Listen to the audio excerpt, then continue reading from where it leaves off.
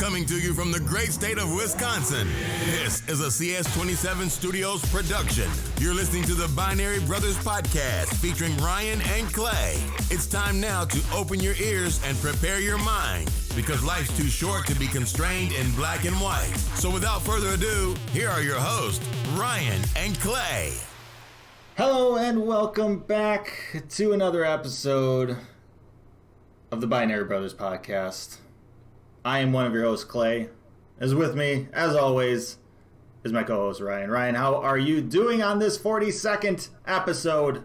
Oh, Clay, we made it to 42, so I'm feeling fantastic. Yeah. I also feel 42 because I'm pretending to be an athlete again, and my body hurts. Well, that'll happen. Once you turn that ripe old age of 30, it all goes downhill. Wake up and your back's like, we hurting today. I tried to warn you, but you've decided to go ahead and have the birthday anyhow. Yeah. I don't know what you're thinking. I tried to stop it, and it just wouldn't. It just wouldn't. I had no choice. Can't stop, won't stop. Can't stop this train. But yeah, it's been a while. It's been like two and a half months here. Months, sure, yeah. Yeah, like 10 weeks or whatever it's been. It's been busy, at least for me. It's been busy. It's been tough to align our schedules. It has. But we're here. We're here right now. We're doing it. Episode 42, The Meaning of Life. The Meaning of Life. That is the title of this episode because, well, why wouldn't it be? I mean, did we have a choice? Much like my aging, I don't think we could call this episode anything else. No, absolutely not. It was foretold. We are believers. Yeah, man. Busy. Been a busy few months. Wrapped up a big project at work. I mean, it's like a year's worth of work. Wrapped that up, so that was a little chaotic. Yeah, I bet. Have any cyberpunk-like issues with release? No, not nowhere near that level of a mess. No. I mean, despite everything, it's still a good game. But yeah. I mean, I never really had issues with. I mean, obviously there were bugs, but like playing on PC, it was totally playable. So yep. I still need to go back and finish it though. Yeah, me too. There's still a few endings that I keep telling myself I need to do. Yeah. But yeah, they I think there was news they refunded like 30,000 copies. Really? Of that game, yeah. Yeah, I didn't know how bad it was, but I knew that they were definitely giving out refunds. Well, look, I mean, they're not the first game to botch a release. And they're not, And they're not going to be the last. No, they're definitely not. And it's not like it's CD Projekt Red. Like, they make good games. Like, The Witcher 3, people wrote articles, like, when Cyberpunk came out, and they're like, remember The Witcher 3 was a mess when it came out, too. Right. And that, I'm pretty sure I have multiple copies of that. So. Yeah. Eventually, they'll get it right eventually. I mean, No Man's Sky got it right eventually. Did they? Yeah. Oh, it's a great game now. Is it? Oh, yeah. Okay, yeah. I just remember hearing everything about it being rough, and then I don't think I ever heard anything again. Yeah, it's kind of the route to go if you're going to make a game, right? Just hype it up as much as possible, get all the money on release, and then use that money to, create more content for it, and then, make fans happy or make people, buy it again or whatever. Right. It's basically what No Man's Sky did. Bunch of free updates, and a lot of them, and the game's pretty darn good. That's where it's at, man. I know we've talked about it before. Like, I would still be playing even more Grand Theft Auto if right. They just came out with just more free expansions. Just more single player stuff, man. I'd still be playing it But no, online's where it's at, apparently. We're going to be a rootin' tootin' cowboy too. On the line. Rootin' tootin' cowboy shooting too. Yeah, same thing there. Like, they're just focusing online with that, and if they made more single-player stuff, that'd be pretty neat. That'd be a lot cooler if you did. Well, you know, Ryan, before we get into this episode here, I feel like we've almost gone too far. We need to dial it back here. I know it's been a while. We're a little rusty. I don't feel as loose as I normally would for one of these episodes, so I think we gotta. I definitely don't. Yeah, I think we really need to spend some time here to kind of warm up. Yeah, man. Don't want to tear any muscles here. No brain muscles. That would be the worst. You ever have a brain cramp? It's rough. It's bad. Can't think the whole rest of the day. Yeah. Bad time. So let's warm up here. We're gonna start it off. We're gonna start it off with music, Ryan. What have you been listening to lately in the last 2.5 months here? I'm sure it's just been one thing.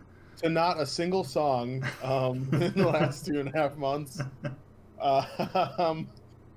No, I don't think that I've been listening to anything in particular again. Like, it's kind of just been a mix of my faves, you know. I've been playing a bunch of Motion City soundtrack as classics, you know, throw some of that radio on, Run the Jewels, all that stuff. I don't know that there's like a single album or thing that came out that I was like super hyped about and I listened to. It's hard to remember for sure, but yeah, I think I've just been doing the regular stuff, man. Oh yeah, Serge Tonkian. That guy. He had an EP come out. That's pretty neat. How neat is that? How neat is that? Yeah, I listened to that. That was solid. Oh man, the plugs I met too. Benny the Butcher and Harry Fraud. That's a solid mixtape, solid album. They knocked it out of the park again. That I would definitely suggest that for my hip hop fans out there, for sure. Hip Hop Anonymous. Don't make fun of the delivery guy. It's not his fault he can't read.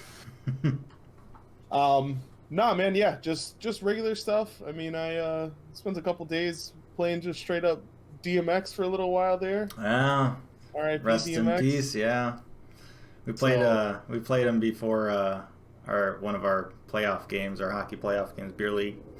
Just brought it in. It was that same day he died. We had a game and just pumped up the jams, you know. You gotta do it. We were barking all over the place. You gotta do it. You gotta do it for the man. Yeah. What have you been listening to, man? Anything been tickling your eardrums recently? Yeah, just kind of. Yeah, I mean, kind of like you, just kind of a lot of usual favorites, just mixing it up and jumping from stuff to stuff. I know Foo Fighters released a new album. During that time we were away. I didn't think it was their best stuff, but I mean, it's Foo Fighters. I'll listen to it. I'll listen to it a few times. Foo Fighters. Yeah, some new stuff from Royal Blood. They had some new tracks come out. Saw them in concert a few years ago. They were opening act for Queens of the Stone Age. Royal Blood's a pretty fun band to see live. Oh, really? I mean, they're just a two-piece. They're just a drummer and the lead singer is a bass player, but he like has a bass that he runs through multiple amps to get like more of a guitar sound out of it, or more like a a regular guitar sound. Cool. But it's they're pretty fun to go and see in concert whenever that becomes a thing again. Oh, one day. We had tickets to the Fall Out Boy, Weezer, and someone else, the Hella Mega Tour. That's what it was. I gotta Google it. Don't want to disrespect the third band. Yeah, that would not be good. They're gonna hear about this. Green Day, damn. Green Day, Fall Out Boy, and Weezer. Green Day is the third band that you couldn't think of? Yeah, for some reason so Catherine's a huge Fall Out Boy fan, so I got the tickets like last year, 2 years ago, whenever it was, so that we could see Fall Out Boy. I love Weezer. Obviously, I love Green Day, but like, I just remember it in my head as like the concert we're going to for Fall Out Boy for Catherine. Yeah, sure. But yeah, they rescheduled that. I mean, that's our tour date is in August. So, I mean, that's a lineup right there. Hell yeah, man! I'm excited. Weezer, Fall Out Boy, and Green Day. I don't know if I've obviously never been to a concert that has had, like, outside of frickin' festivals. Right, festivals for sure. But like, is it like an arena concert or? Yeah, it's gonna happen. I'm pretty sure it's at Wrigley. Oh, it's at Wrigley. Okay, like just one single stage. They should set up 3 stages, like one in left field, one in center field, or one in right field, and they all just play at the same time, like competing against each other. And just a straight up battle of the bands between Weezer, Fall Out Boy, and Green Day. Oh, just like guitar solo battles.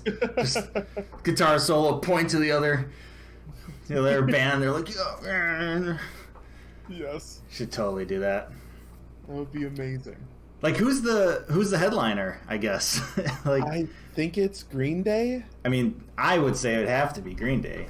Yeah, I mean, like, they're billed in the order of Green Day, Fall Out Boy, and Weezer, so I would assume that would be reverse order of when they go on. Okay, but that is a solid lineup to see. With the Interrupters as an opener. A 4th band is the opener? Yeah, man. For 3 other bands? I don't know how long I'm going to spend in Illinois that night, but it's probably going to be a while. Right. When does this start? How long does each band play? I got work the next day. You Amtrakking it down? I'm just going to... You know what? Does Amtrak go to Wrigley Field? I don't know. Or do you have to go all the way to Union Station and then take the what is it, the L? Oh, to go to Wrigley, like go back up north. Love it. Yeah, you have to backtrack. I have no idea. We didn't get to the point of like planning the trip at all, but you have no idea at some point. No idea of the logistics of this. You don't know how you're gonna get down there. Not even one. I mean, I think you're right. I think it would be ideal to take a train down there to some extent. You can't really drive to Wrigley. I mean, you can, but you can't. Yeah. I mean, and then good luck if you do, I guess.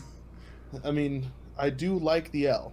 It's just such a novelty. I mean, as a person we don't have it here. It's like a bus, obviously. Right. Like, for some reason, it's just a train. every time I'm in Chicago and I ride the L, I'm like, this is neat.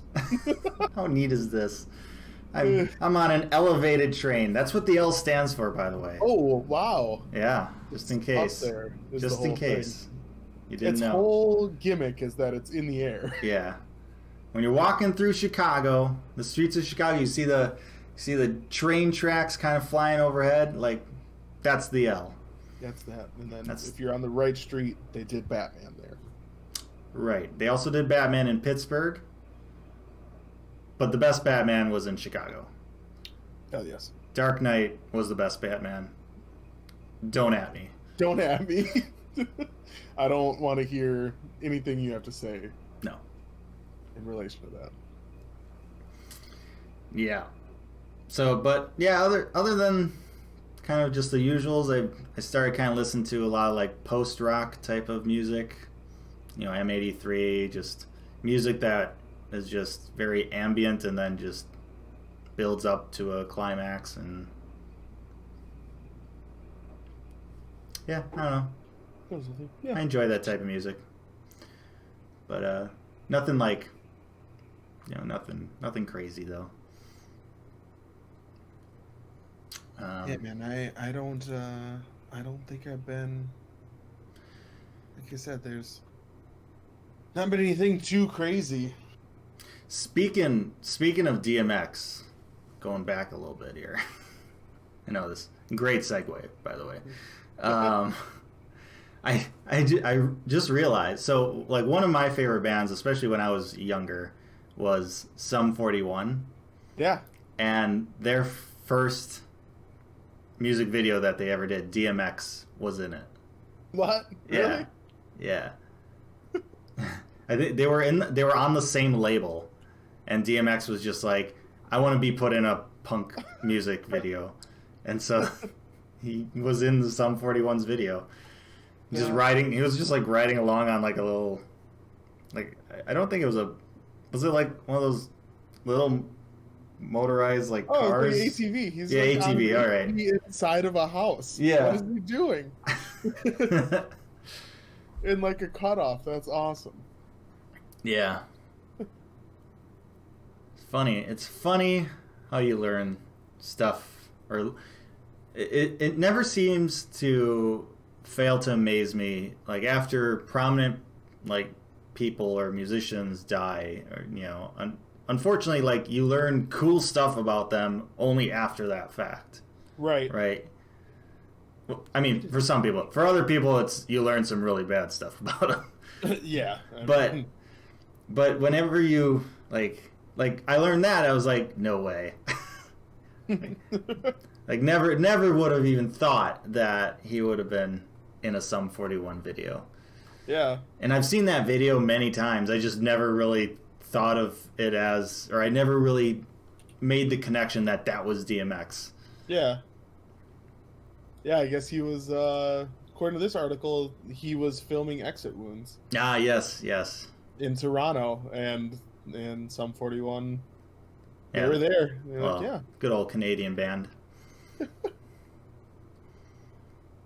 it Yeah. be cool if DMX was in this video? Yes, it would. I don't think it was Sum 41 that like asked for DMX to be in it. I think DMX just was like, just put me in a video or something. Yeah. That's funny. The most random things. I love when little things like that happen. Right, little cameos. Absolutely. Signed me up.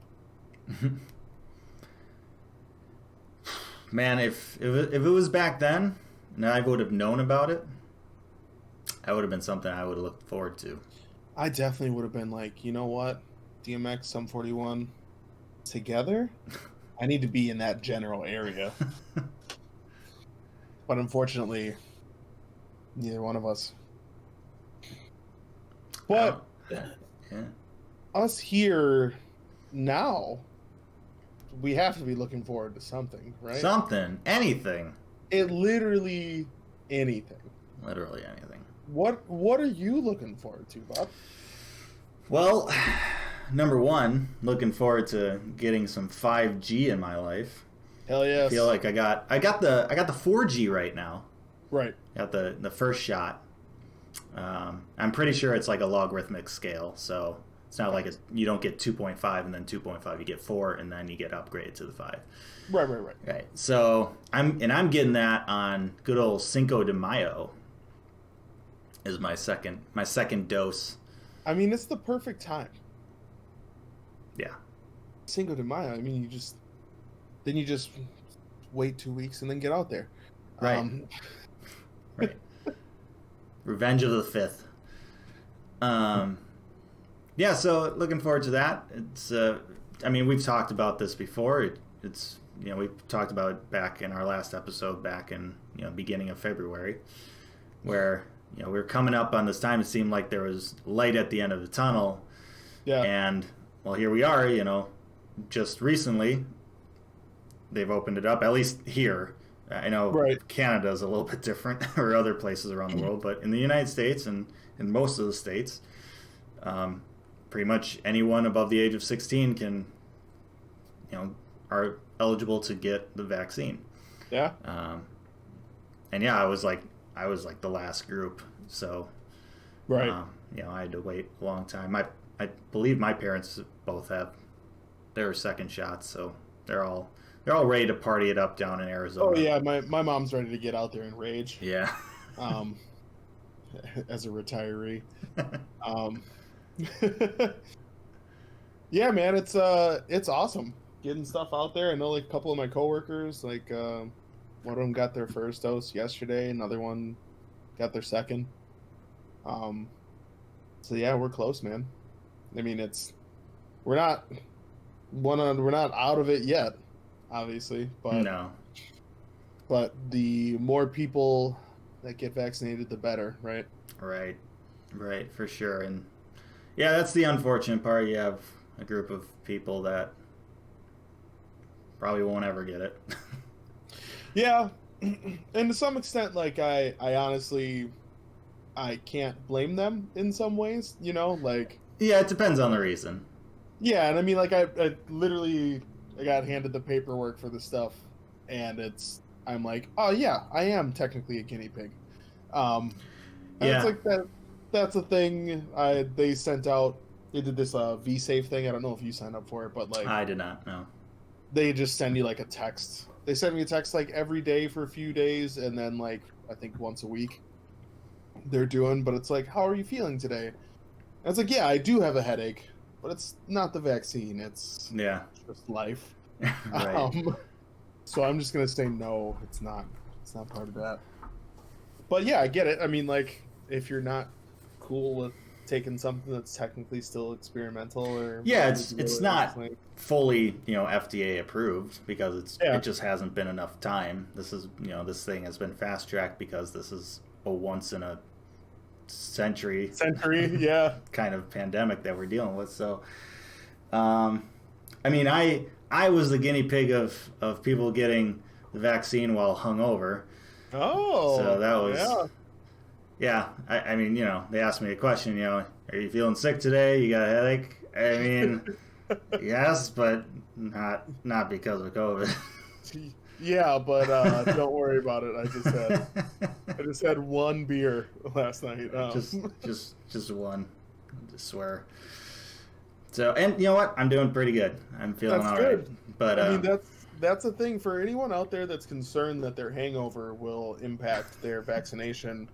It seems like, at least according to Clay, you'll be just fine. I know it's a very small sample size, N of 1 sample size, but 100%. 100%. That's. I mean, you can't beat that, right? You literally can't. It's mathematically impossible. Right. What are you gonna do? Are you gonna give 110%? You can't. It's impossible. Can't do it. Can't do it. No matter what my coach asks of me, I can't do it. Coach, Sorry. I'm gonna give you all I got, but I'm gonna be honest. I just can't give you 110. It's just it's not a thing. No. But yeah, getting close. More people get it, the better. Should at least see some sort of normalcy this year. I'm already seeing kind of normalcy happening. You know me, Ryan. I'm a pretty avid golfer. Yeah, man. I wouldn't say I'm a pretty good golfer, but I'm pretty avid golfer. You love to golf. Love the game. That doesn't mean you're good, I like to swing the golf bats a little bit, Someone's got to. Mm-hmm. And if anyone's gonna do it, it should be you, right? Why not me? Why not me? Why not me? Not now? Why not? Yeah, and so last year, during the whole pandemic, I mean, golfing was something you could do. It's an outdoor activity. It's on wide open land, for the most part. It's lots of acres of outdoors. You got plenty of space. You can social distance out there. Right. Golf course. Right.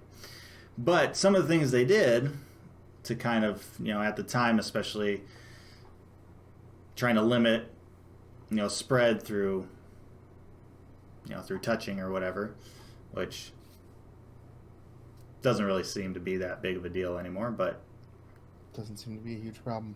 No.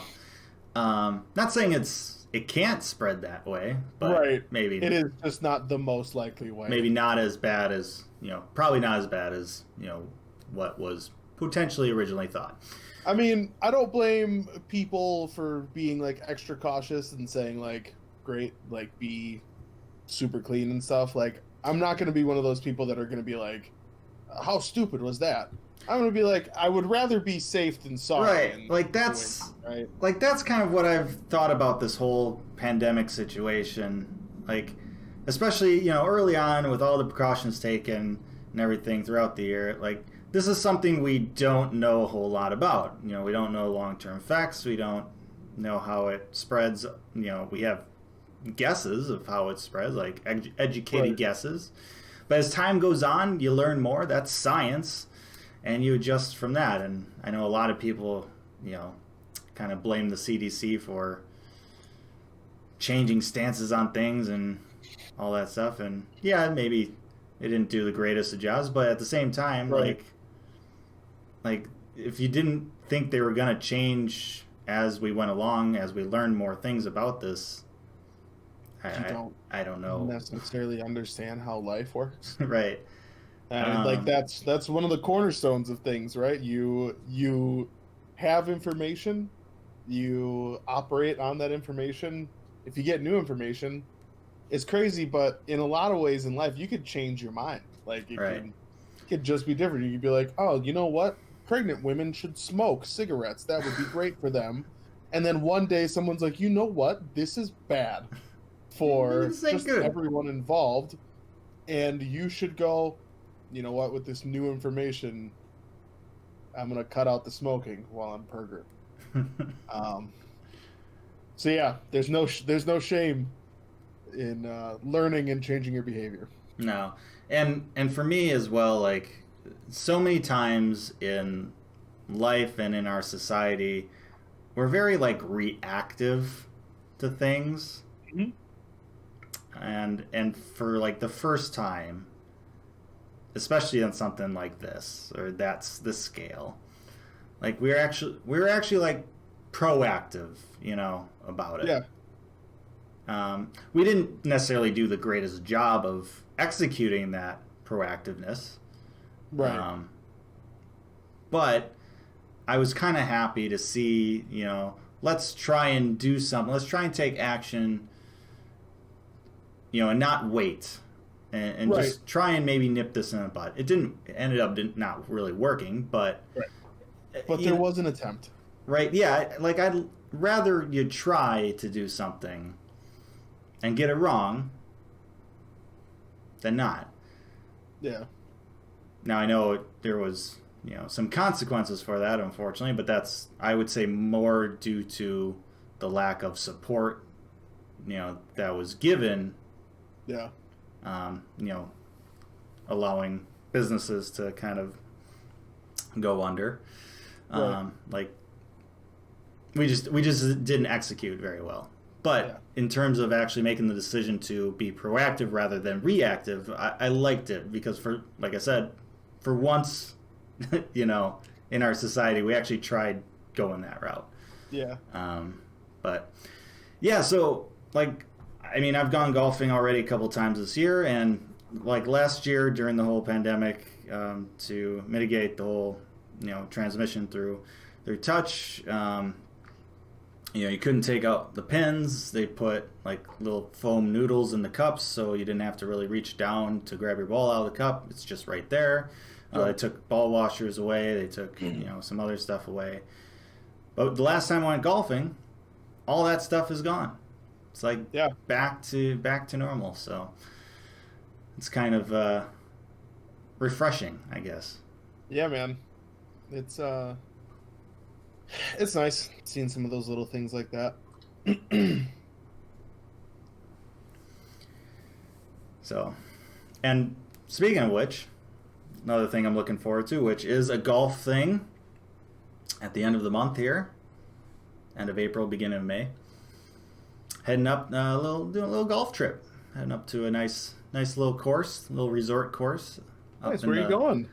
The middle of the state, basically. Little Sand Valley. Yeah. Which is in Nakusa, which is just south of Wisconsin Rapids.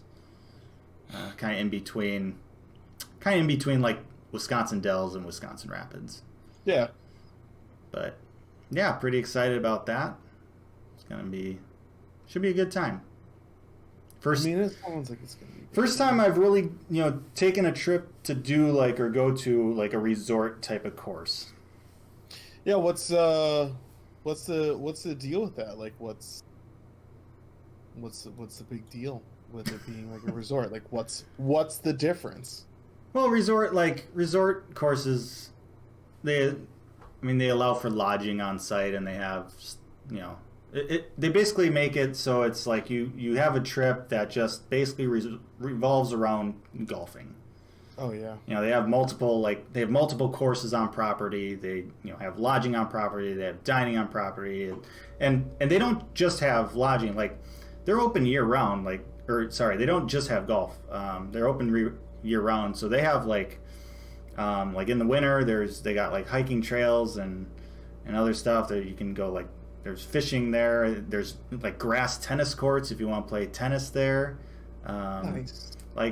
It's a pretty neat place. Excited to go, but I'm more the golf guy. So yeah, you're going for the golf. If I golfed, man, one of these days I'm gonna teach you how to swing that stick.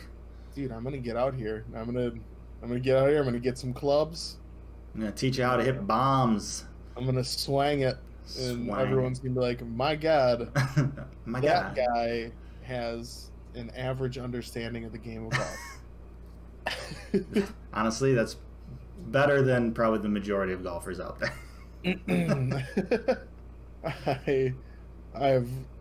I'm sure I've mentioned it on here before, but I've just done a terrible job of connecting with the ball just generally. So I can fix that. I can get you to connect. I need you to be my golf guru, I'll do it. And then I can get out there and I can wreck house against the Weisses with their stupid couples league. Yeah. Look, you and I will take them two on. Technically we're not a couple, but we are the Binary Brothers. Well, right, exactly. So we can be a duo. Exactly, exactly. And I'm pretty sure that's allowed. I would say so. I think we're making up the rules. With this competition. Right. It's sponsored by the Binary Brothers podcast, so our rules. Yeah, exactly. We make the rules. Yeah, honestly. And if they win, they cheated probably. Yeah, they're going down. It doesn't. They can cheat all they want. They're going down. You know what? If you ain't cheating, you ain't trying. But exactly. So, but what are you looking forward to, Ryan? Oh man! Besides learning how to swing the golf bat, I'm definitely looking forward to that. Vaccination for sure. I've got my second should be coming up right around the same time as yours. So I think I'm gonna plan it for that week/weekend. Go get it. We'll see. Catherine didn't have a good time with her second dose, so we'll see. Trying to kind of time it so I'm maybe not. If I do end up feeling like trash, I don't end up feeling that way for anything important. Smart. Yeah, looking forward to that for sure. Football starting back up. Actually, my league is playing again this year, so I'm looking forward to doing that again. We already started up a little bit. Had a practice tryout. My body definitely is not happy with me about it after, not doing much of anything over the past year and a half since last season. Yeah, and you guys didn't play last year, so Yeah, my team didn't play last year. Some guys played for other teams. So you're like far away from game shape right now. Oh yeah, Like the farthest away you could possibly be. I'm in A shape. Like an amoeba. It's mostly round, is the shape. So, yeah, I've been working out at my buddy's like home gym, there for a while now. So that's been keeping me at least, a little bit exercise, a little strong here. Been getting stronger for sure. I feel strong.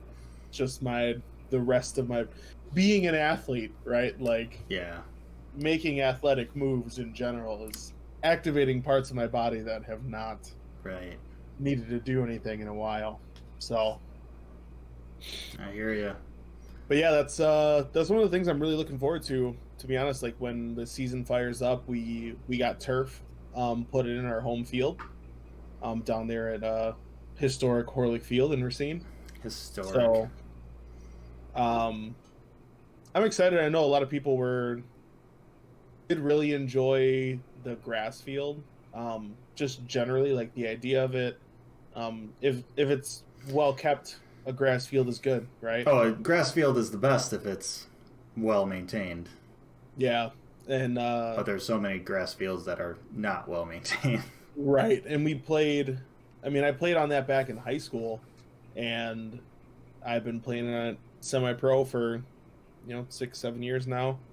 But during like the football season, where like when high schools are playing, which thankfully doesn't overlap too much with our season, starts getting pretty worn out in the middle.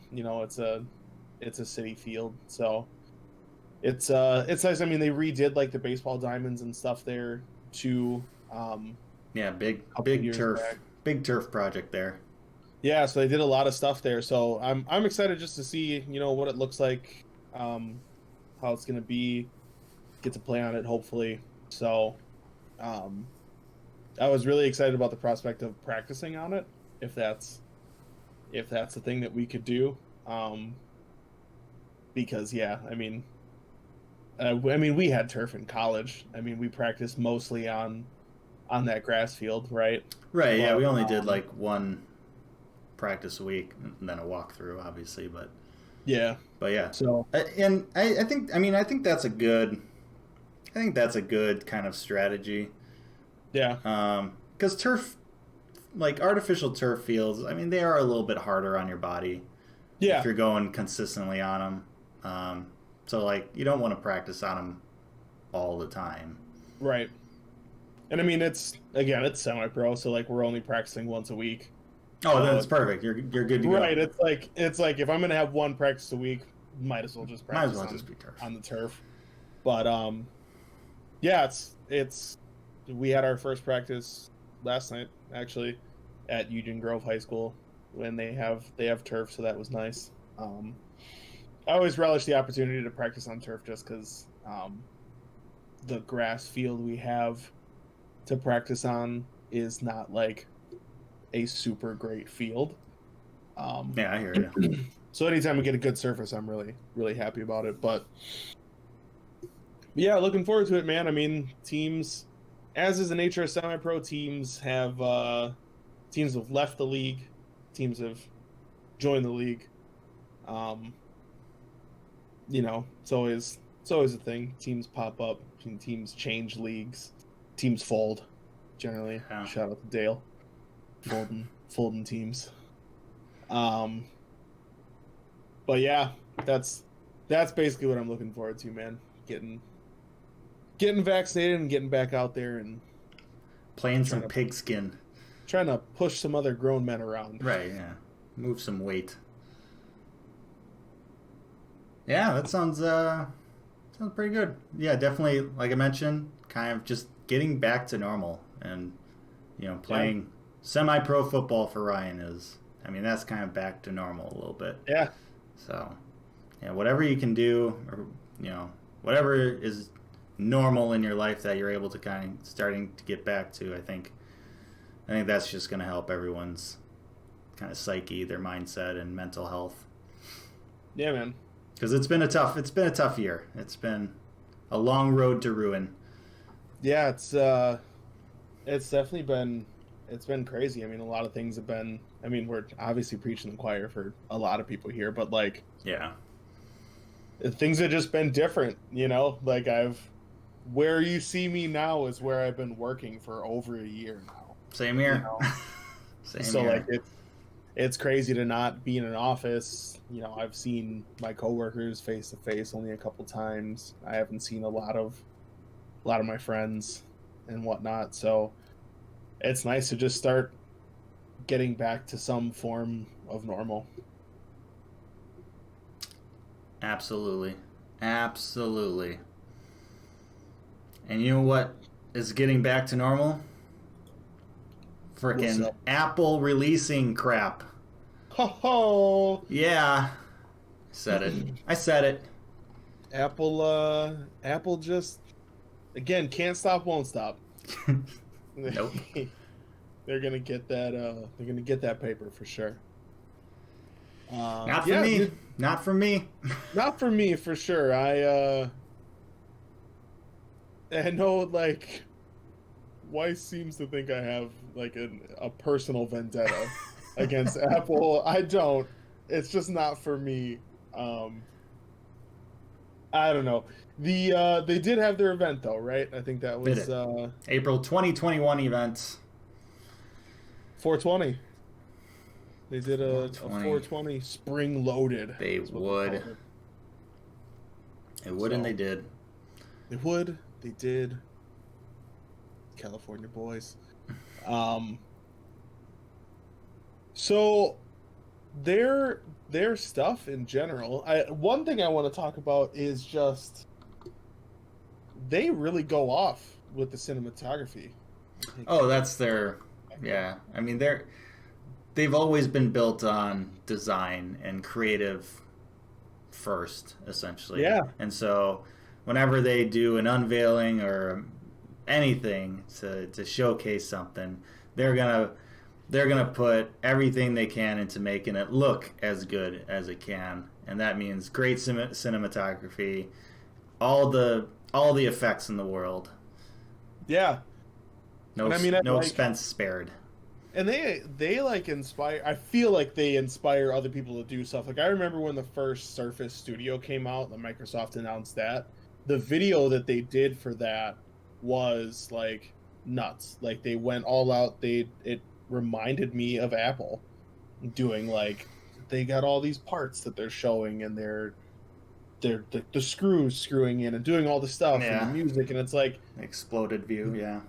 This is what Apple does. I mean, they do stuff like that. And Marquez Brownlee, I always like to see what he tweets about. I mean, I obviously, like, I follow all of his stuff in general. Like, I follow him on Twitter, Instagram, I watch his videos all the time. Like, I like the guy. He does an awesome job reviewing stuff. MKBHD. MKBHD on Twitter and Instagram, and mostly YouTube is where he's kind of known from. Yeah. Tech YouTuber, basically. For sure. Probably the biggest tech YouTuber, honestly. Yeah, dude, he's huge. I mean, I know you know. I don't know if anyone listening knows, but I love D-brand stuff. They're skins. They make skins for everyone watching. We got MKBHD icons. Oh, look at that. Fancy. On my phone. And yeah, I mean, like, he's huge, right? Huge. I always like, because he's our age, a couple years younger, I think. Yeah, he golfs. Did you know that? He does golf. Yeah, I saw that. He was out there doing the thing, swinging the sticks. Swinging the sticks. Yeah, he golfs. He also plays like pro ultimate frisbee. Yeah, he does. That's he's a lanky boy. Guy. He's a lanky boy. Yeah, dude. He's got huge hands. He's got large wingspan and huge hands, like pretty much perfect for ultimate frisbee. Yeah, man. He's just out here Out here crushing it. Like I could throw a frisbee and he'll catch it. Yeah, doesn't matter where you put it. I don't know how to throw a frisbee very well, but he would find a way to catch it. He'll get to it. He'll get to it. He'll make me look good. Yeah, so like he obviously like he's been doing it for a long time, but he's like a little bit of a fanboy of like Apple cinematography, as I think probably a lot of people are, and it's just funny when they have an event, he just tweeted about it when it was happening. He's like, video team, so Tim, how much are we allowed to spend on transitions? And Tim just goes, yes. Tim Cook is who he's referring to there. Tim Apple. Tim Apple, that's right. As the old Trumpster would have said. Did say. Good old what? He's CEO, right? Or is he? Yeah. Yeah. Okay. But yeah, he again, like the like closing shot of the video, like when I tuned in super late, so I got to see like the closing shot of Tim Cook saying like, oh, here's all the things we talked about, and they did kind of thing. They clearly did it with a drone, did some stuff, and I'm like, one, great job on the drone footage and everything, but two, Apple's campus is nuts. The frickin' spaceship. It is gigantic. Yeah. Like I don't know. I'd seen it multiple times, but I don't know that I had ever really realized how huge it was until they panned out. They flew the drone up, and I'm like, holy crap, that's a large amount of space. That's a huge area, like that huge green area on the inside. Yeah. It's it's nuts. Yeah. Yeah, there's some good like YouTube videos out there that go over like the architectural design of it and everything, and the problems that it's had too. Yeah. Like, you know, open floor space, like, you know, a lot of offices have gone to recently, but like it's so clean. There's like windows everywhere. People were running into windows because like a dog, you know, running into a screen or whatever. Yeah. So like people are posting like sticky notes on these windows so that people know that there's actually like glass there, so they don't run into it. God, imagine being on the cleaning crew. You just never stop, right? You just start. You start at one part of it, and you loop. You just constantly loop around. Just loop, infinite loop. Just cleaning all of the glass.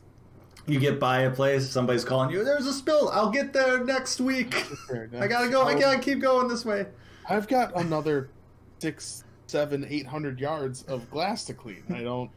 I can't go back. I just have to keep going this way. The inner circle. I'll get it on my way past. I'm the clockwise dude. I can't go backwards. We're not allowed. I can't. We're not allowed. I can't do it. Yeah, it's a nuts place. I mean, it just tells you how much money Apple makes. It's insane. They make a dumb amount of money. Which, good for them. Good for them, I guess. They did it. I'll tell you what. Not my money. I just can't justify the price. No, the price is, it's way more expensive than I want to spend on those types of things or tech. You can get comparable tech for cheaper.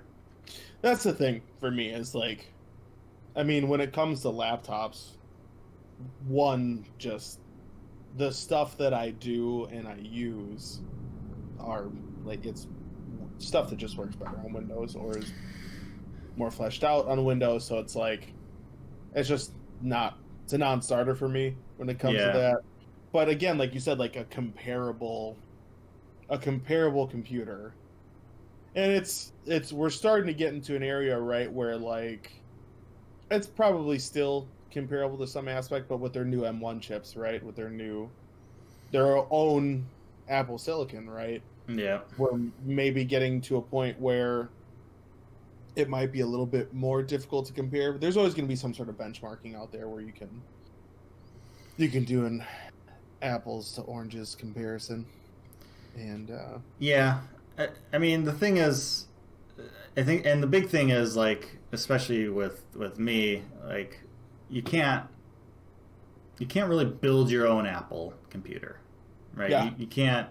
That's what, like, my PC is, my computer. Like, you can buy parts, you can upgrade parts individually as time goes, whereas, you don't have that type of control over a Mac. It's all just what you get is what you get, and hopefully, Right. Thankfully, like, Apple products last a good amount of time. Like, they're pretty. And that's one of the things that I give Apple a lot of credit for, is the tight integration between their hardware and their software. Yeah. That makes their products last longer and work better. Yeah. When you have the vertical integration like that, vertical monopoly of stuff, Right. you can do that. And yeah, you integrate everything kind of seamlessly, like you said, hardware, software. And then that's kind of their thing. You look at their products and how they're designed, and they're pretty, for the most part, they're pretty good to look at, right? They've had some high class, designers over the years, designing their products, and I mean, that's kind of what they're known for, is their creative stylistic designs. I mean, you look at the Apple stores. They're full glass. They just jut out of every other building or any other store that's in the mall, or any other building that's on that street. Like, yeah, man, they're essentially landmarks in the malls that they're in, right? Like you said, they stick out. They look great. I love going. I mean, I'm not realistically gonna buy anything, but I love to go in there, grab stuff, and you can tell they obviously did something right. I mean, like, Microsoft basically just copied them for their Microsoft stores, their Surface stores, or whatever they call them, and like they did that. And like you said, the Apple Store in Chicago, like, again, I'm not really gonna buy anything, but when Catherine and I went and stayed in Chicago a couple of years ago, we were near an Apple store, and we're like, sure, might as well go check it out. And the whole, like, the area that they had built and all the stuff, like, it was just an amazing thing. So, like, for sure, kudos to Apple on design, 100%. Oh yeah, you can't really take that away from them. They're world class in that aspect. And yeah, if you're in their ecosystem, if you got an iPhone, an iMac, you got all everything works well together if you got it all. But if you're like me, who prefers to have an Android phone, or, I mean, price wise, I just prefer to have an Android phone, I guess. You have that, and then also PC. Like, it doesn't make sense for me to just get a single Apple product. Like, the benefits aren't as good if you do it that way. So, like, if you're gonna dip your toes in, you're gonna get, you're gonna go full head underwater eventually. You're gonna go full Apple. Yeah. There's no half Apple here. Yeah, it's one of those things where, like, my exposure with Apple products has mostly been, like, a couple iPods here and there, and, like, in college, right, we had Macs in the computer lab, but I mean, those worked to do the stuff we were doing, right? And yeah, like, I think if you're, like you said, if you're in, go all in and, like, be about it, it's fantastic. And it's kind of the same with almost any ecosystem, right? Like, yeah, but the one thing with Apple's ecosystem is it's expensive, because their price points are, like, as we mentioned, when you compare, you have comparable tech, and you compare price points of that tech, like Apple's higher, because, I mean, they brand themselves as, like, a premium brand, right? premium tech brand. You know, they look good, they feel good. You know, it's just all that. You know, all those elements. Just, you know, this isn't cheap stuff, so we're going to price it at Right. you know, a premium price. And then that, I mean, that same thing happens across all sorts of categories and all Yeah. sorts of companies for sure. Yeah. What's that brand that has a frickin' just a holder for the AirTag that? Apple? Okay, yeah, okay. So let's get into it. Let's get into the stuff. So Apple AirTags, right? They are the, I don't know if you're listening, if you've ever heard of Tile. I don't know if they were one of the first, but they were one of the most popular kind of like tracker type devices. I actually have keys I have a Key Smart. These are my keys. And it's got a light, it's got Tile integration, so you have an app. And the idea with AirTags, and I'm pretty sure Samsung has a version of it called Smart. I think it's a Smart Things tracker. I don't know what the hell they call it. But the idea is that you can put these things on or in stuff and be able to track items that you have, right? So keys, a bag, you know, some people like Tile and whatnot have things that are small enough to slip into a wallet or something like that. And so you have that. So Apple finally announced their version of it, right? AirTags. It's I think $30 for one. Yeah, pretty affordable. Yeah, like, right. Not... Like not bad. And $100 for a 4-pack. So pretty comparable, pretty solid. They're nice. You can like customize them a little bit. Obviously, because of the way that Apple stuff works, they have you know, that fast pairing, that kind of like Bluetooth low energy kind of technology where you take it out, you turn it on for the first time, you just put it near your iPhone, and it pops up a prompt to say like, would you like to pair it, and go through the setup process. So that stuff's pretty cool. It hooks into their Find My network, right, which is the same as whatever's on, you know, their laptops and their phones and all that stuff. So it's all in that same app. And they got a bunch of accessories. So yeah, like what you're talking about, right, is their first party ones is they've got a bunch that are available. I think they're probably like $30 for like, so that's the first thing about these things, is that there is no way to attach it to something without buying something extra on top of it, right? Like you can buy, unless your thing that you're attaching it to has like it's like a bag and you're putting it into a pocket or something like that. Right. Like you could do that. But you can't physically attach it like to a key ring or something like that. Yeah, it doesn't have like a hole in it, right? Yeah. To like attach like a key ring or anything. So you have to buy something extra. So they sell a bunch of stuff. You have to buy an adapter. That's Apple's thing. It's Apple's thing, right? Buy an adapter. It's the Sorry. dongle light for you. Sorry. It's part of why they got all that money. That's why. That's one of the big reasons I don't buy Apple products. So they have that, and the regular one, I think I saw one, is like $30 or something. And then they have I don't know how to pronounce it, Hermes.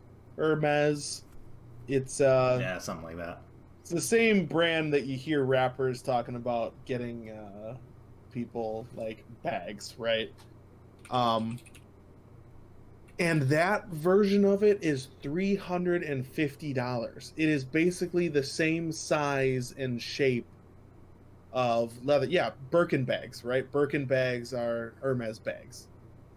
And they're one of those popular things, and they have like this iconic look and all this stuff, but they're selling one of these cases for it for $350 for this little tiny thing. And there's nothing special about this is what messes me up about, is there's nothing special about like it's obviously their leather or whatever they're doing, but I don't even know that they have any sort of like branding on it that like proves to other people, right? Like if you're getting this, it's for the clout, right? So it's like, yeah, but it's such like a small thing, right? A holder for your AirTag that's going to be attached to, like, it's a little tiny accessory.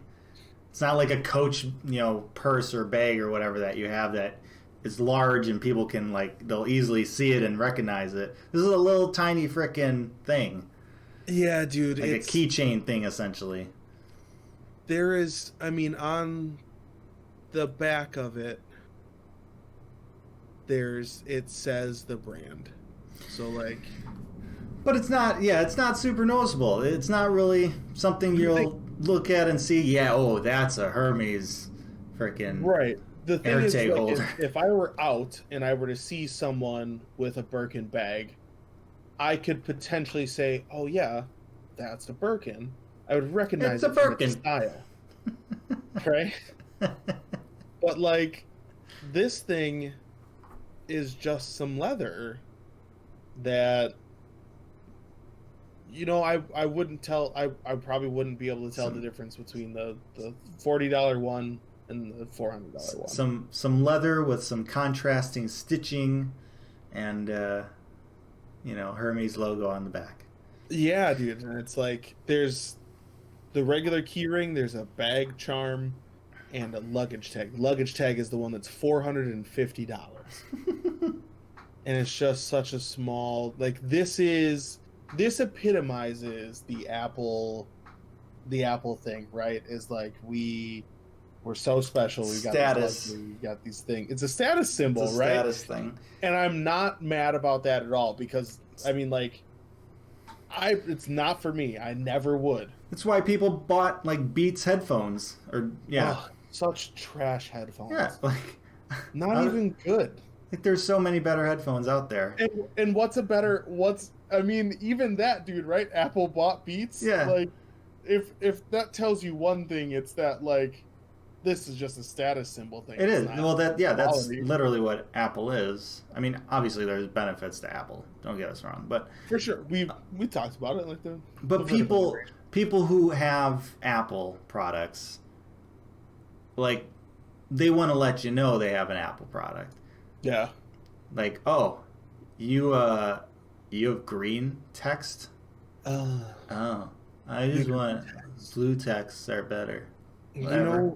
And it's like, I get that argument from a standpoint of the default messenger on an iPhone between other iPhones gets you basically internet messaging capabilities.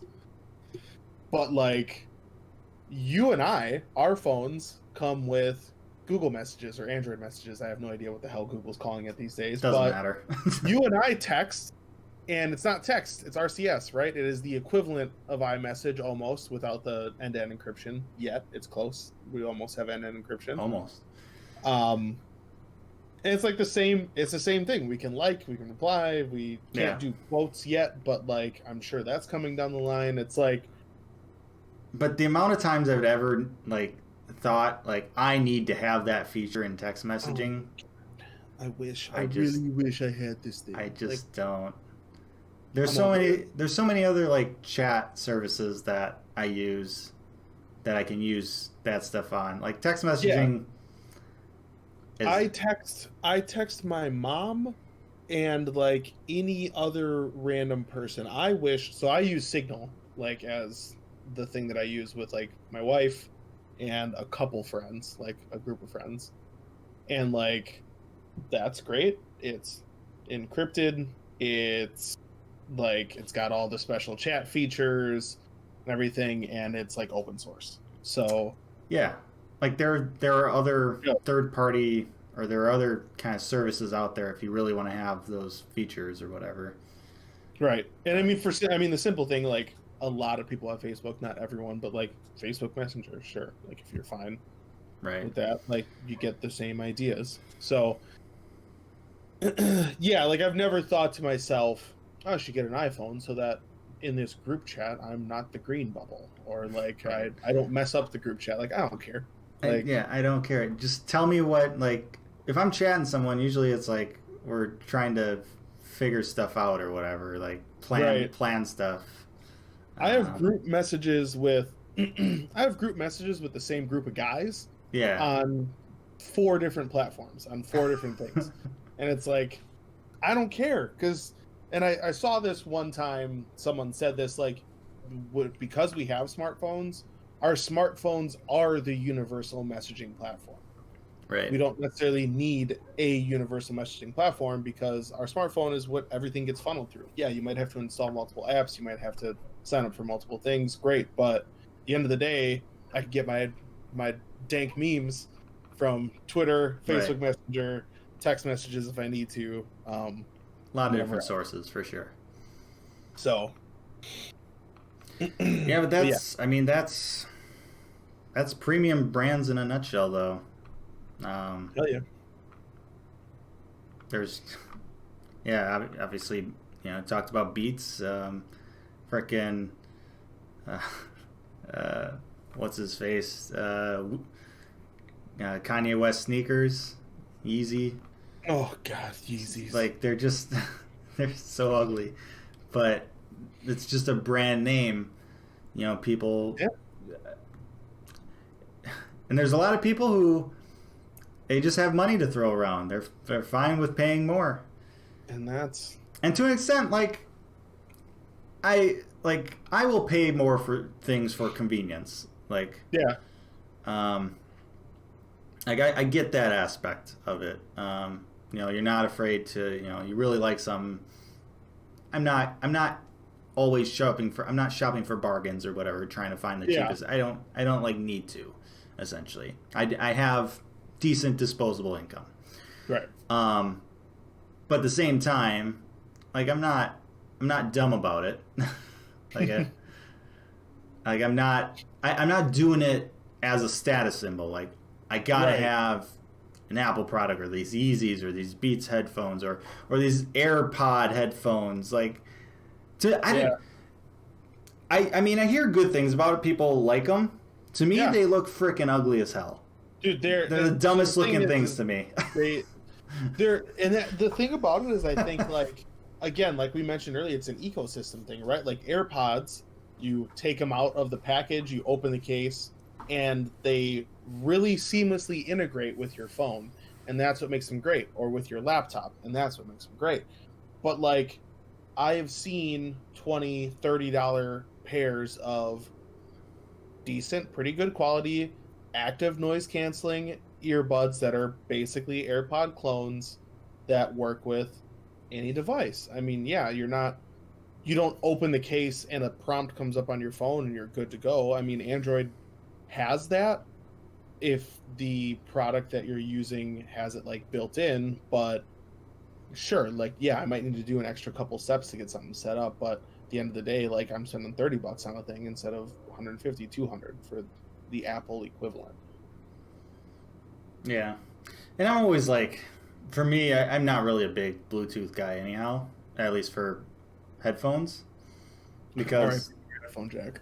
Yeah, I really wish I had a headphone jack on this thing. But because it's just one extra thing that you gotta remember to keep them charged or whatever, and potentially where did I put them, right?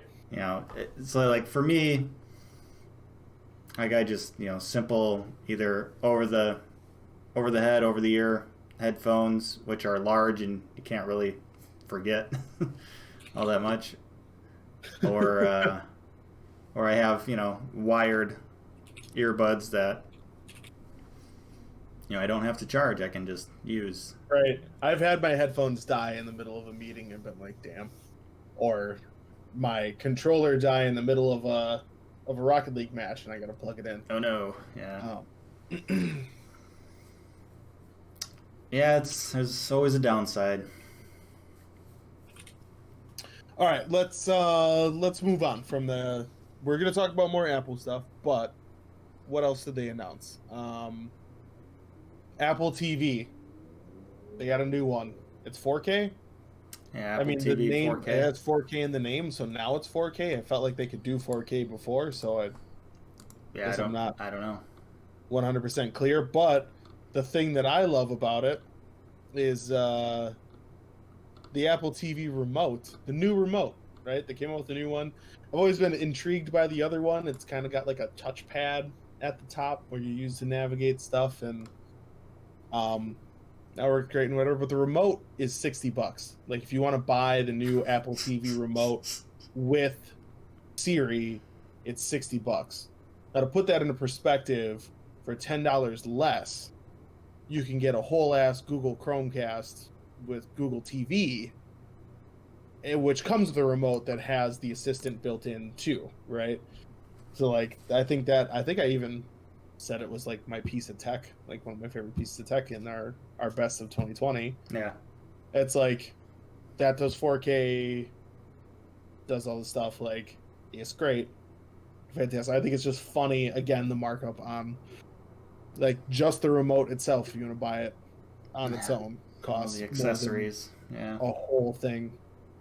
But yeah, that's pretty cool, and it's it's using the same processor as their phones from a couple years ago. It's using the A12 Bionic. I think they're on the 13 now, so that's nifty. But yeah, like I saw a comparison article that was like, here's all the things that Apple's like, you can do this now, unlike smart TVs, and it's like, we could do that. Stop pretending you're revolutionizing things all the time. Yeah, that's another thing Apple's really good at, claiming features that are revolutionary, even though they've... So brave. So brave. So a lot brave. of courage. A lot of courage to remove the headphone jack. To remove the headphone jack. That's literally a thing they said. Worst frickin' idea ever. I I hate how everyone's done it. Yeah. It's the worst. There have been a couple times where I legit have been like, yeah, I could definitely use a headphone jack. So while I am still team Bluetooth and I'm fine with the life and I to some extent enjoy it, there have been a handful of times where I've been like, wired would be dope. It's like I say with some other things. Like nowadays everything has an app. Not everything needs an app. Yeah. Right? Like, yeah. I shouldn't have to download an app to use this frickin' hammer that I just bought at Home Depot. My air fryer, I would just like to put things in it, make it hot. Right. But everything has an app nowadays. We gotta use everything. Everything has to have Bluetooth. You can't do a headphone jack anymore. Like, there are some things that don't have to be smart. Right? There are things that are definitely convenient to be smart, but there are other things where it's like, why have we done this? Your scientists were so preoccupied with whether they could, they never stopped to think whether they should. You know? And that's kind of one of the things, like, it's one of the reasons I've never activated, like, the smart functionality on my TV. Oh, no. One, I mean, like, for a TV as old as mine, it's a smart TV, but and I've heard that like apps on other smart TVs are fine and whatever, but I think if you have a smart TV, it should be running like some sort of special TV operating system, which I know they all are, but like there are TVs that are Android TVs, right?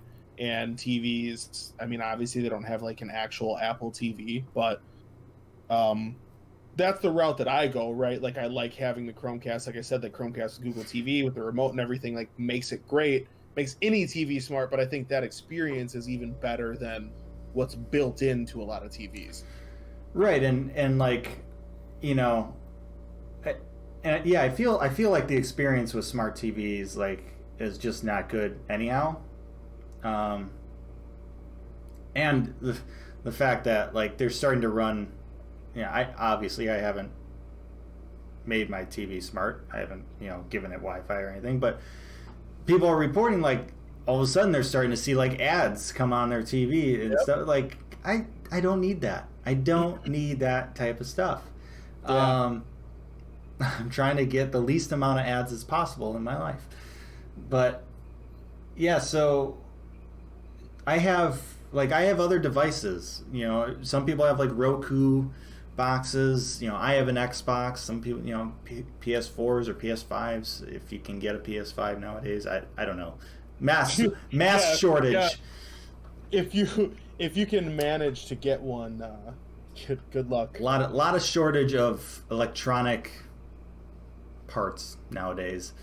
But like if you have, you know, a gaming console, you know, they have stuff built into those that, like, I just use that, you know, my Xbox as essentially my smart TV functionality, like that, right, in combination with my Chromecast. And that's all I need. I don't need my TV to have smart functionality because I have, right, I can use those other things. And that's what I used to do. Like I used to use my PS4 like as my streaming machine. Yeah. Because it was the most convenient way to get stuff onto my TV. And now that I have a Chromecast that has a remote, it's like now I don't turn my PS4 on basically unless I'm going to play a game on it. Yeah. Well, and you have the Stadia as well. Yeah, it's Stadia, so I can play on that Chromecast even though it's not officially supported, and like on whatever browser. So yeah. But yeah, some things just don't need apps. They don't. They definitely don't. But yeah, the Apple TV, you know, it's unfortunate because I'm not gonna get an Apple TV. Yeah. But like I kind of want to see like Jon Stewart's new show. That's, you know, right, there's some like content that is only on Apple TV that I'm kind of a little jealous I can't, you know, consume. Yeah, we watched our friends and I. We watched one of those Apple TV exclusive TV shows. Defending Jacob, I think is what it was called. But yeah, like that. It's one of those things. That's another thing, is like there are a million Netflixes now. Yeah. So like, you get on there. You got your own. Everyone's got their own exclusive shows and all this stuff. But yeah, I'm not gonna buy it. Luckily, we have friends that have it. So if we really wanted to watch it, we could potentially watch it with them. Yeah. You can find ways. You can find ways.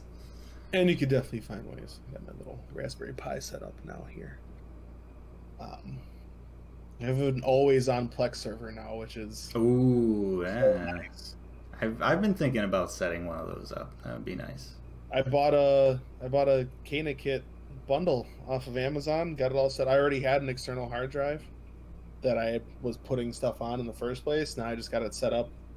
You can put full ass Ubuntu on Raspberry Pi, like through an installer that they supply now. So like I'm running it. It's all good. It's on all the time. I don't have to worry about.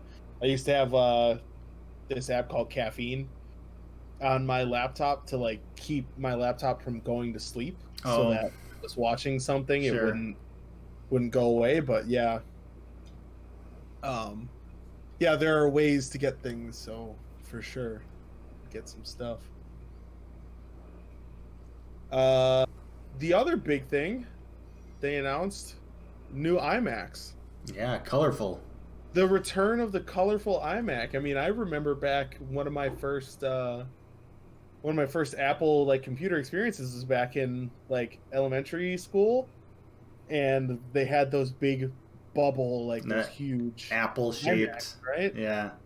Yeah, dude, where they had everything was those nice colors. I'm pretty sure the ones in our computer lab were like all purple, whatever. But I like Apple's design generally. The new iMacs, I tweeted about it, like I'm torn. Like they're both beautiful and gross. Yeah. Right.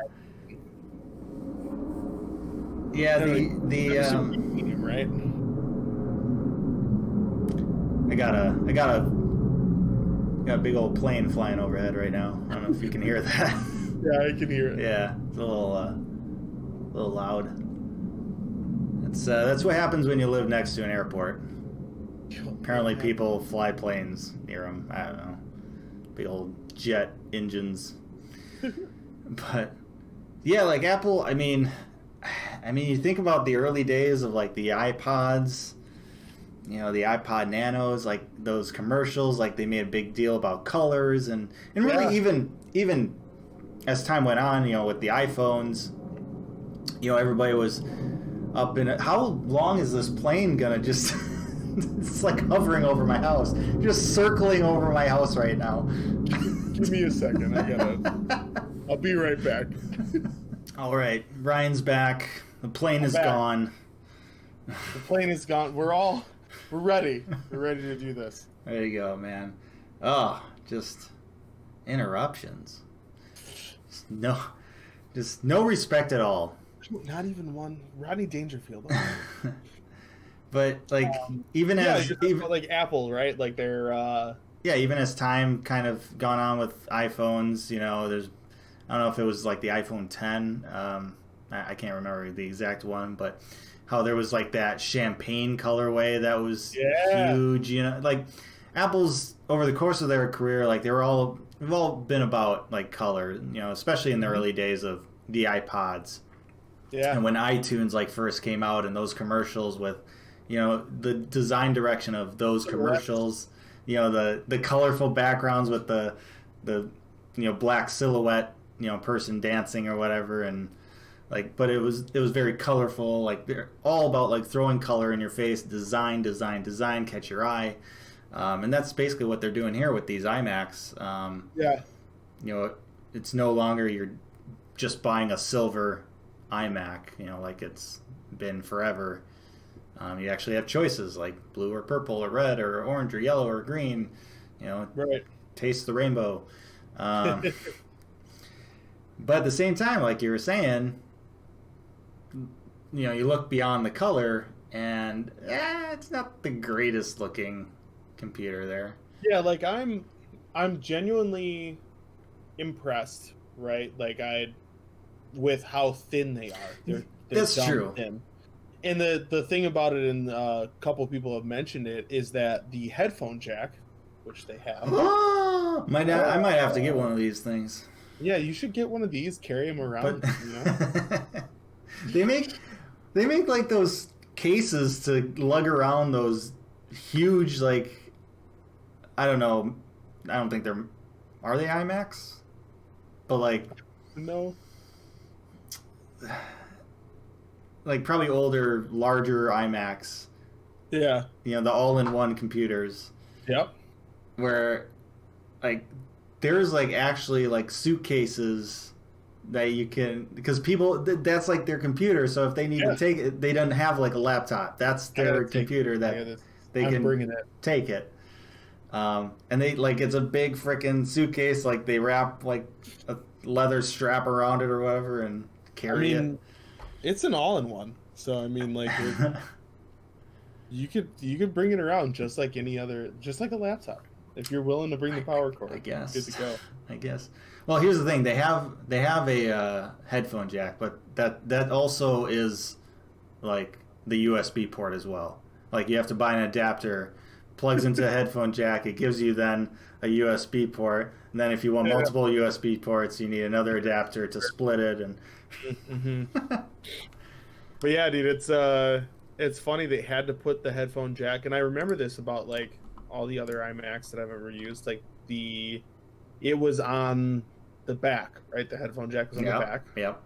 This one's on the side, and it's because the new iMac is so thin that it couldn't support a regular headphone jack going through the back. I guess it's like 11 point something millimeters thick, and a regular headphone plug is 14 millimeters. Yeah, I'm surprised they put it on the side though. You'd think they'd put it on the bottom, although maybe the speakers just run along the bottom there. The speakers are along the bottom, along at least some section of it. And I mean, obviously they showed off like a diagram of the inside of it too, and whatever else, but my big beef with the new design is how huge that like chin is. I mean, like, where else are they gonna put all the stuff that goes in the computer? Get a little bit thicker is all I'm saying. I don't know, dude. That's one of those things where I go back and forth. I agree with you. It's like phones, right? They're like, oh, a phone they make it, and then they're like, oh, the battery isn't that big. Give me a phone that's a few millimeters thicker, Right. so that I can have a whole day of battery life. Like, yeah, there was the huge trend of being, the thinnest phone. It's like, I don't need the phone to be any thinner. Yeah, like, guys, we're fine. Everyone's hands are perfectly fine with the phone. And if anything, there's a group of people that want phones to have smaller screens, right? So that they're more like. I mean, that's kind of me. Like, I don't want anything more. Like, I have a 5.7-inch screen, I think, right here. Like, anything larger than that, I don't think. I think it would be too large for a phone. Yeah, and you've got a Pixel 3, right? Yeah. So like Catherine has a Pixel 3, and my phone, I have a Pixel 5, fits in like basically the exact same footprint, but it has edge-to-edge screen. Right? So I have the 6-inch screen, but it fits in the same footprint. And to be honest, I came from the Pixel 2, and that was the Pixel 2 XL. Mm-hmm. It was the bigger one, and that one was a little bit tough of a reach sometimes. Yeah. And with this sitting in the same footprint as a 3, I now understand more of like what people are talking about with the convenience factor of being slightly smaller. Like, I get it. There are always going to be people that want a bigger phone, and that's where I think like foldables are going to come in to kind of save the day, where like you have a regular size screen on the outside and you open it up and you've got a huge screen in there for all your extra stuff. But yeah, it's one of those things where like, we don't need to race to the thinnest smartphone. Like, it was impressive, but now we need to maybe back off from that. We maybe went too far. Like, make sure I have a phone that can last me all day. You got to find out where that boundary is. Right. And then you adjust. But yeah, it's one of those things, like, looking at this, it just seems to me like this just does not vibe with me from, like, Apple's design. Like, in a way, perfectly Apple design. But in other ways, I'm like, this just feels a bit wonky on their part. Yeah, but that's also something that Apple's done kind of recently with their designs. I mean, you remember they have their wireless mouse, that the charging port is on the bottom of it. Oh my god, they didn't fix it, dude. God. So like you can't be charging it while you're using it. That's the next thing is like, so they came up with these accessories, right? The new Imac accessories. They got a keyboard, regular one, dope. They have one that has a Touch ID spot in the upper right hand corner. Great. That actually to me is pretty smart. Like I like that. In like my laptop has a fingerprint scanner to log in, my work one does too, and I like my phone does. I mean, we've had this stuff, and so like I like the idea of a fingerprint scanner on your keyboard where it's convenient, where you can authorize payments or log in or do whatever else. Like, that's neat. They color match to all the different colors that they have in the new iMac, and then they do the damn mouse and they put the charging port on the bottom like idiots. Again, I don't understand. Just change the design slightly, or just carve out a little piece in the front so that if your mouse dies, you can use it while it's plugged in. Yeah. It just seems hostile. I don't understand. Who decided that? Apple did. Because I know, but why? Who? Because they wanted to sell you another mouse. They want you to have two mice, an everyday, user, and then a backup one just in case. Yeah. You need the mouse that you can use. You need two. So you charge the one, and it just stays, and then you use the other one, but then when that one dies, you just constant rotation. Yeah. It's just... That's how they're able to build the huge frickin' spaceship campus that they got. Selling everyone 2 mice. Everybody buys 2 mice, and that allows them to build that thing. I just couldn't. Like, the stuff came out, I didn't see anything specific about the mouse. I don't even know if they color matched the mouse or whatever, but like, then I saw Dieter from The Verge like tweet about it, about how the charging port is still on the bottom, and it just looks silly when you're charging it. And even on top of that, I don't know, I gotta Google it real quick, but if it's still charging with a lightning cable, like, just and right around that same time they had their iPad with the stylus and how the stylus charged. it stuck out of the bottom. Yeah. Bro, that was amazing. That was when that first came out, I'm like, this, you're just asking to just break everything. Yeah, and at that point, that was like kind of the first, like it seemed like that was the first kind of crack in Apple's design. Because for a long time, you know, from the original iPad all the way through then, like everything they released looked really good. And if you were, you know, finding a flaw in it, you were nitpicking. You know, it wasn't something obvious. And then those things started to come out. And this is like after Steve Jobs, you know, died or whatever. And you're kind of like, is Apple all right? You know? You guys okay? You all right here? Yeah, there's just these things that it's like you can't be serious. Yeah, I mean, looking at a picture of the original Apple Pencil just sticking out of the bottom of an iPad right now, and it's just insane. Luckily, they changed that, right? Like with the second one. Yeah. But just like even that was... They found a whole lot of courage in some of their designs. It was so brave of them to go, you know what? We need to charge this thing. Let's just put a port on the end, and you just jam it in the bottom of the iPad, and Godspeed to anyone who's trying to charge it. Good luck. Yeah, the new Apple Magic Mouse or whatever the hell still charges with a lightning cable as well, which is annoying. They have up to four USB-C ports, Thunderbolt ports, on the back of the new iMac, and they are still... And they changed the power cable for the iMac. Great. And they're still just insisting, just Apple, please, for the love of God, just quit it. Just quit it with the lightning cables. It makes me mad. They want that control. It actually upsets me because every major Android phone now has USB-C. They have multiple USB-C ports. They're the primary ports on MacBooks. They're the primary port on iPads. On everything. We got all this stuff. Bothers the hell out of me that they're still sticking with USB-C or with Lightning for anything in their lineup. Yeah. Put a USB-C port on the bottom. Fine. If you're still going to put the stupid port on the bottom of the mouse, great. But make it USB-C so I can use one the very least. charge. And then the iPhone, make it USB-C. Be actually brave for once. And just put...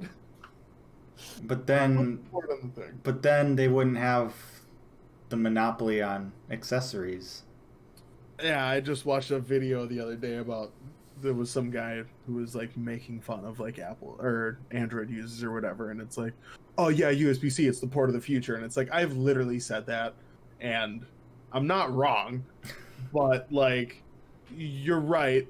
A bunch of iPhone people have iPhones and whatever, they're gonna have a lightning cable, and no one has the charger that I need unless they have one of these other things that use that same thing. Luckily, like if I'm at someone's house and they own a MacBook which charges with USB-C, I can just be like, plug my phone into it, great, it'll charge it, like it'll be fine. But I just think it's so interesting that they've stuck with Lightning for so long still. They doubled down on the upside down mouse charging thing and as well as still being Lightning. Yeah. Oh, Apple. Just ridiculous. Our old friend. Well, anything else? No, man. I mean, they put Last tidbit is they put an M1 chip in the new iPad Pro. Yeah, it'll be interesting to see how kind of the M1 chip really, if it really has a drastic change for the future of Apple products. Yeah, I mean, I've seen both positive and negative things so far. Like the performance is great, but also the support is not necessarily there for everything. So that's one of those things that like always happens when, you know, something new like that comes out though, right? So we're going to go through, I mean, Apple's going to go through a growing pains period with this. I find it interesting for them to put M1 chips in more things, right? Their own silicon and more things, because I think that'll get us closer to a point where a lot of Apple things are more ubiquitous, right? Where like you could eventually have a day where you plug an iPhone into some sort of desktop / like docking station type of thing, and it is also your desktop or your laptop in some way, where like you add a boost of more RAM or like a dedicated GPU and stuff to it, but you run a single OS basically that morphs to the screen you're on in multiple areas, which again is somewhat of a dream, right? Like the fewer things that you need to get necessarily, and the more uniform your experience is on multiple things, the better. So I would agree that that'll be cool, and that's part of why there are rumors that Google's coming out with their own silicon this year. That the Pixel 6 might run Whitechapel. It might use Whitechapel, which is their own chip, right? They're going to get off. I mean, Qualcomm has a chokehold on mobile processing, just generally. So Apple, I think Google potentially working with Samsung a little bit to kind of work on making their own in-house chips, which again, I mean, I'm a huge Pixel fan, so to have kind of the equivalent of an iPhone where we have a Pixel where Google controls the hardware and the software pretty closely, that can integrate that and have it work really well together, is an interesting idea. We'll see how it goes. First generation of anything is normally not that great, but right. It's more of a please help invest in the future. Mm-hmm. Yeah. No, man, that's it. I mean, that's basically everything they did. iPhone 12, but it's purple now. Oh, well, yeah. All right. That's the last bit. I mean, colorful. Color is what it's all about. They got the just those two. The back of that phone just looks ridiculous to me. Those two cameras. But I'm not saying it's wrong. It's just weird. I am glad that like the iPhone kind of went back to that kind of metal edge look. I like the more hard lines squared off. Yeah. You can stand it up look. Yeah. I'm a big fan of that for sure. Yeah, because that was like the iPhone 5 was the last iPhone I had, and it basically had that style to it, and it felt really good. It felt great. Like then they kind of went away from it, but yeah, I really like that look. That's a premium look. That's a I'm gonna spend $400 on a keychain look right there. Hell yeah. Hell yes. I can't wait till they have the leather wrapped limited edition iPhone 12. Oh, that'll be the day. That might get me to switch right there. Ooh, please don't say those things. All right, I went too far. I apologize. It's not just the cost of iPhones that makes me not want to go to it. It's that and the cost of, the plan you have to buy with it. Like, it's just I feels so great not having to be on AT&T anymore or any other of those company plans.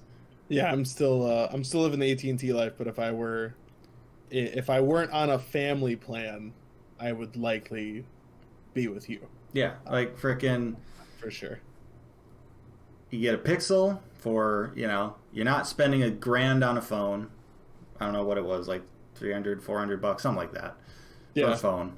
For pretty good, like, as much specs as I really ever am going to need on a phone. Right. Like, I'm not a huge phone user.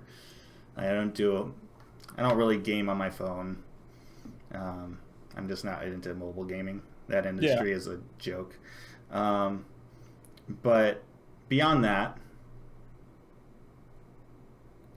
I can use Google Fi.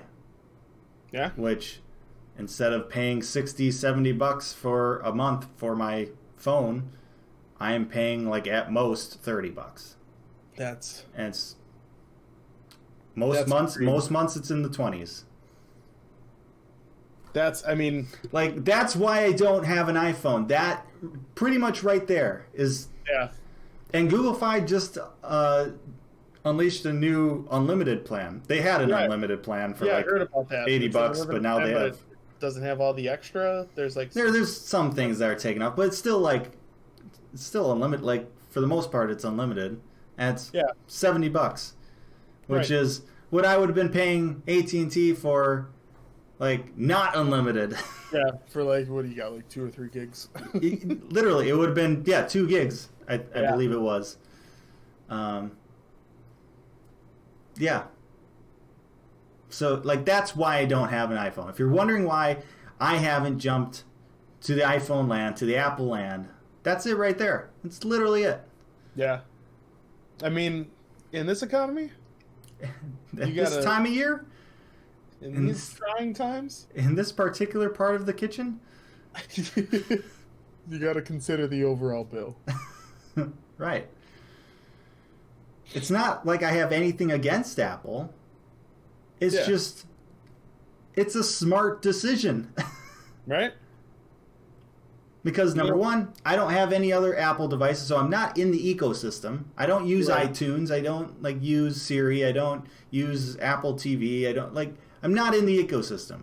Yeah. Buying an iPhone doesn't make sense to me. Yeah. In my situation, it literally does not. And so if you're not going to buy an iPhone, what are you going to buy? An Android. You don't really have another choice. Back in the day, you could choose a Windows phone. Oh, Windows phones. But not anymore. Not anymore. I had one Windows phone that I use as another Gap phone / I've still got it around. I don't have a SIM card that fits it anymore, so it's useless now. But those the owner of my company he loved Windows Phone. So did my buddy. But no chance, man. No chance. Well, another plane is flying by, so I feel like we need to wrap this video up here. We need to wrap this episode up. Can't let another plane derail us here. Need to land. If we don't end this, they cannot land. Yeah, they're just circling overhead right now. Can you guys wrap this up here? We're getting some interference from a podcast being recorded. All right. Thanks for listening. Thanks for watching on the YouTubes. Hey. And hopefully it won't be another 2.5 months until our next episode. I'm sure we'll get back to a better cadence here. We'll have to make some time. Yeah. But until then, we'll catch you on the flip side. Stay frosty, y'all.